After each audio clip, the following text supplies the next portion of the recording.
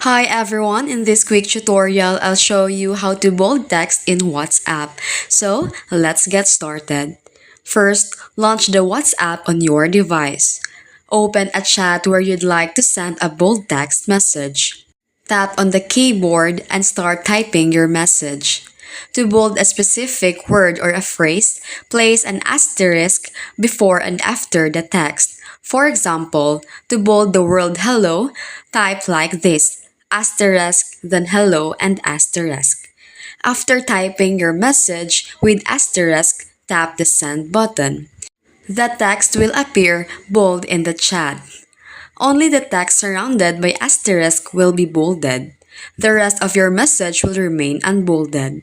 And that's it. Now you know how to bold the text in WhatsApp. If you found this video helpful, like and subscribe for more quick tips. Drop your questions in the comment below. Thanks for watching.